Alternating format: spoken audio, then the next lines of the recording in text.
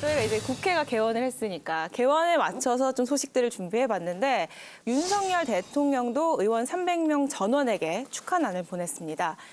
그런데 야권에서 인증샷 행렬이 이어졌는데 이 인증샷이 거부 릴레이 인증샷이었어요.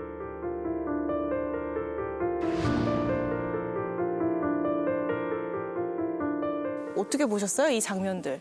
단적으로 대통령이 낮은 지지율을 나타내고 있는 것 같아요. 사실은 당이 달라도 보통의 경우에 대통령이 축하의 뜻으로 보낸 거에 대해서 명시적으로 거부하겠다, 그리고 거기다 버리겠다 이런 쪽지를 붙이는 경우는 쉽지는 않은데 워낙 인기가 없고 지지율이 낮다 보니 이런 현상이 나타나는 거 아닌가 싶습니다.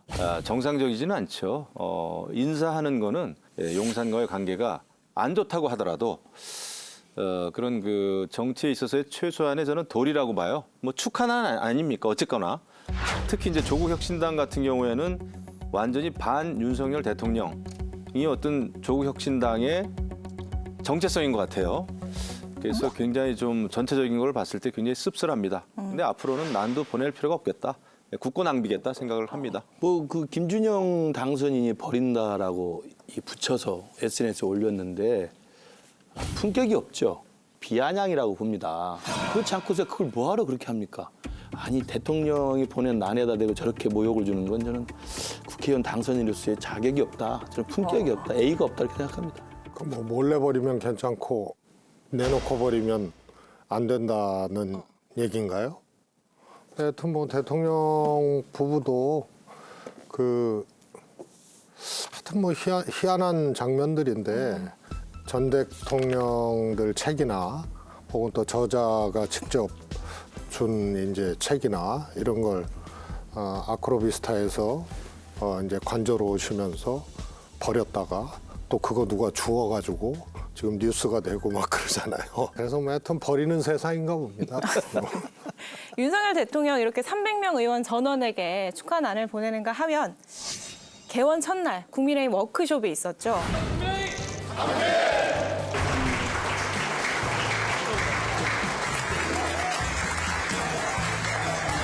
첫날에 그 바쁘신데도 와주셨다는 거는 우리 대통령이고 우리와 하나가 되시겠다는 아주 큰 행보라고 봅니다. 이 순간이 우리가 의석수는 좀 작지만은 우리가 진짜 집권 여당이구나 하는 거 느끼시죠? 여러분과 한 몸으로 뼈가 빠지게 뛰겠습니다.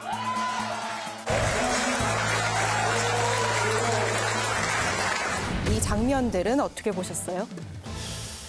정당 지지율보다 대통령 지지율이 통상 높은 경우가 더 많거든요. 근데 원래 그래요? 그런 경우 많았죠. 지난 정부만 해도 문재인 대통령의 지지율이 더불어민주당의 지지율보다는 높은 경우가 대부분이었죠. 그러면 대통령께서 이게 왜 그럴까를 좀 생각하시고 잘못된 부분은 고쳐야겠다 이런 모습을 보여주셔야 될 것 같은데 그 여당 워크숍에 찾아가서 똘똘 뭉치자 우리는 한 몸이다. 운명 공동체다. 지나간 거 다 잊어버리고 우리가 한 몸이 돼서 나라를 지키고 저도 여러분과 한 몸으로 뼈가 빠지게 뛰겠습니다. 제가 보기엔 전형적인 물귀신 작전 같아요. 젖잘싸 분위기로 이 정도면 어때? 그리고 지난 21대보다 우리가 득표율이 좀 높았어. 이런 이야기를 하신 분도 있잖아요. 당선되신 분 중에. 예. 그런 젖잘싸 분위기를 국민들에게 보여주는 순간 제가 볼 때 가장 위험한 지점은 어디냐면 수도권 민심이에요. 수도권에서는 이 국민의힘에 대해서 정말 엄청나게 따가운 해초리를 들어준 건데 똘똘 뭉쳐서 하겠다라는 이야기가 도대체 무엇을 반성하고 있는지 무엇을 혁신하겠다는 것인지를 알 수가 없는 거기 때문에 거기에 모인 당선인들 중심의 분위기로 끝나버린 거죠. 근데 이날 이제 각 당별로 1호 법안 내밀고 각 일성 내미는 날에 이제 국민의힘은 1박 2일 워크숍을 갔어요. 근데 국민의힘은 1호 법안을 그 다음 날 내놨거든요. 이거는 생각을 못 했을까요? 제가 보기엔 윤석열 정부가 시작하면서부터 느꼈던 문제인데 가장 심각한 문제는 뭘 하겠다는 것인지 뭘 하고 싶다는 것인지가 명확하지가 않아요. 연금 개혁만 해도 정부의 명확한 입장이 뭐예요? 없잖아요, 사실은. 그래, 똘똘 뭉쳐서 너희들이 뭘 할 건데 이게 모르겠어요. 저는 아직도 잘 모르겠어요. 뭘 하겠다는 건지. 근데 저는 대통령의 시선과 생각이 총선 참패 후에 22대 국민의힘 국회의원 당선자 첫 워크숍으로 포인트가 가 있지 않았다. 왠지 뭐 이긴 것 같잖아. 그게 뭐냐면은 저는 특검을 잘 막았다. 최상병 특검을 잘 막았다. 앞으로도 잘 막자. 똘똘 뭉치자. 이렇게 들려요, 저는. 국민의힘이 이렇게 개원 첫날에 워크숍을 갔다면 민주당은 첫날에 의원총회를 열었습니다. 그리고 당론 1호 법안으로 최혜병 특검법을 발의했습니다. 294명 제적 가운데 찬성이 179명, 반대 111명, 무효 4명이었습니다. 총 득표수 294표 중 가 179표, 부 111표, 무효 4표로서 부결되었음을 선포합니다.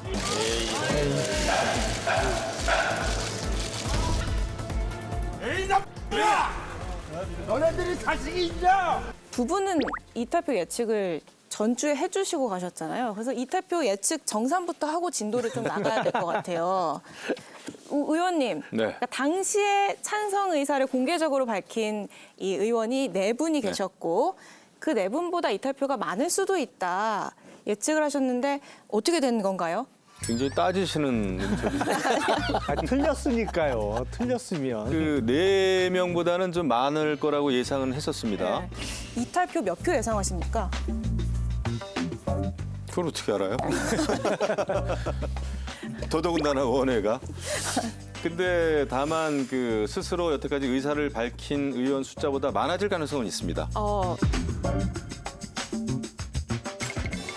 야당의 무리수가 좀 있었다 생각합니다. 예, 장외 집회하면서 또 탄핵을 입에 많이 올렸고 뭐 정권 퇴진을 얘기하고 또 정권 뭐 항복시켜야 된다 이런 얘기를 또 이재명 당대표가 직접 하고 그러다 보니까 이거는 야당의 정치적인 노림수가 너무 심한 거다. 네. 수석님은 2자릿수가 될 수도 있다 이렇게 예측하셨는데 17표가 넘을 수도 있다 보세요? 저는 모르겠어요. 그거는 하여튼 2자릿수는 넘는다. 우선요, 처절하게 반성하고요. 다시는 이런 일이 발생하지 않도록 저부터 쇄신하겠습니다. 그걸 넣어야 되는데 단속이 아주 철저했고 또 역시 국민의힘은 어쩔 수 없구나. 이런 것을 느끼게 하는 정상적인 사고 이게 통과는 되기 어려워도 그래도 공개 찬성한 의원들 이상은 나올 것이다. 혹은 저 같은 경우는 2자릿수 나올 것이다. 이런 것들이 나와야 정상 아니에요?